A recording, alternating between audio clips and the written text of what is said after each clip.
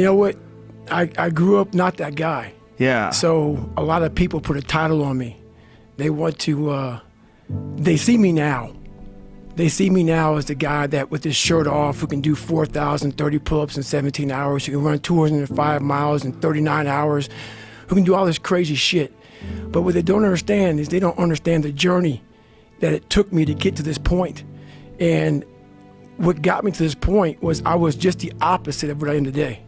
I was that guy who ran away from absolutely everything that I got in front of me. But not many people knew that. I had two people. I had the real me was like this very scared, insecure, stuttering, got beat up by his dad, all this kind of stuff. And then I built this fake person that walked around like my shit didn't stink, you know? Right. Yeah, so that's kind of how I did it. And through a process of time, I realized that I was lying to myself and lying to people. But it's a fascinating journey, though, because you are that guy now. Right. I mean, you genuinely are a legit badass. Right. And at one point in time, you were a legit terrified person. Yes. So what was the process? Like, how did you step forth? Well, it's a long process. Right. My dad beat the shit out of me when I was growing up.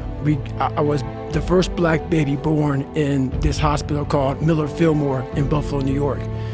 My dad owned skating rinks, he owned bars, he ran prostitutes from Canada to Buffalo, New York. My dad was a big time pimp, big time, anything bad about a person, big time hustler.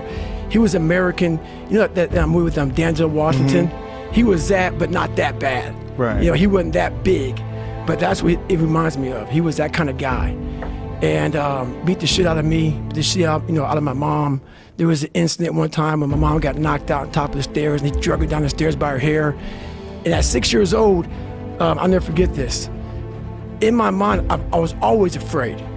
My whole life I was afraid, but I had this fucking voice, this conscience that would always be battling me, saying, hey, you gotta get up and do something. I didn't want to do shit. I was just afraid, but that voice would force me to get up. And my dad, I tried to beat him up, whatever, at 6, and I get my ass kicked. So this went on for several years. And I have a big time learning disability, because my dad didn't believe in us going to school. So my dad, it was about the business, the skating rink and the bar. So the skating rink opened about 7 o'clock at night, and this is the time I was able to walk. So about 4, 5, 6 years old, 8, 9, and I'd go to the skating rink at 7 o'clock at night, and I worked the skating rink until 10 at night. And then we would scrape the gum off the floors and we cleaned the whole skating rink up. And then my dad had an office. And my brother and myself would sleep in the office. And my mom would go upstairs and work the bar until 3 o'clock in the morning. What does a morning look like for you at the moment? Have you got a routine of some kind? Yes, I run every single morning. So that's what time are you up? When are you waking up? I'm up about 5:30. So every morning starts with a run. And that's because that's the one thing I hate to do more than anything in the world. So that's like my cup of coffee. And I'm all about armoring yourself. So the second you leave your house, and the second you open your phone, the second you do any of that, you are now letting in poison and cancer. So I make sure a lot of things you can't avoid. So as I get up, I start to armor plate my mind and body. Like a person's going to war, you put your body armor on. That's what I'm doing on that run. I'm waking up and I'm giving myself all this armor. So when I come out in the world, now look at that phone, I'm ready. I'm not waking up late. I'm not rushing around. I'm not disorganized because I know I'm gonna get hit in the fucking mouth. There's an art to getting hit in the fucking mouth. And that is why these things are important. You have to wake up and you have to give yourself belief. You have to give yourself confidence. So it starts with that run. So after the run, I come home, I eat something small. How long's the run typically at the moment? Nowhere under 12 miles. So 12 miles is the minimum.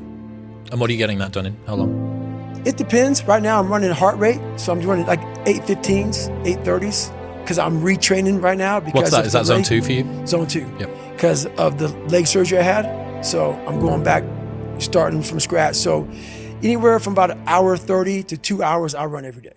Mm-hmm. So you're fasted on the morning? Yes. Up, straight out? Straight out. 90 minutes to 2 hours of running, back, Yep. eat, and I'm in the gym. So, and then after that, to whatever's on the plan for the day. That's how that works every day. Are you still doing your stretching? Because you've got Every 2 night. hours of Every night. 2 hours of meditation, 90 minutes to 2 hours of running. How long's the gym session? Depends, 45 to an hour and a half. Okay. Stretching, meditation, run, eat, gym. Is there something I'm missing, Jennifer? Oh, yeah. Yeah. Forgot about that. You cycle as well? Yeah. How long are you cycling? It just depends. I do stationary bike right now a lot. What are you So- using? Is it like a watt bike or something similar? Yeah, something similar. So I put my bike on a like trainer, and I cycle. Yep. At least 3 or 4 days a week. I'll do that. So That's your day. There is no room for anything else. yeah, there is a lot of room. So there's Okay. 24 hours, and I use it all pretty well. How's your sleep? What's your sleep like? It's really good. Okay. It You're is getting now. 8 hours-ish, something like that? 7, 8 hours. Yeah, Well, you'd need to with Yeah. this sort of volume. 7, 8 hours And you're still doing your stretching stuff? every night. So Every you've got a single 4-hour block, basically, of stretching and meditation? night. Do you No, ever that's all in one block. You combine the two, right? Yeah, that's all in one block. Cool. Yep. That's one hell of a day. It is, and it's been like that for 7 years. But going back to what you said before about needing to cap success, you wouldn't be able to fit even 1/10 of that in Exactly. if you were chasing down. Exactly. Yep. That's exactly it. So if all that's fucked up, that's why I got to cap success, because I can't put that in. And that's my growth factor. So, that's my human growth factor. You said before about how you build up self-esteem and confidence and stuff. And there's this quote from one of my friends, Alex Hormozy, that says, "You don't become confident by shouting affirmations in the mirror, but by having a stack of undeniable proof that you are who you say you are. Outwork your self-doubt." Yes. That's Nailed. Nailed. Completely nailed. Yes, because a lot of people will, and some of these motivational people out here, it's the funniest thing in the world to me. They'll go and say, when you wake up in the morning, pound your chest, fucking look at yourself in the mirror and do all this fucking bullshit. I hope it works.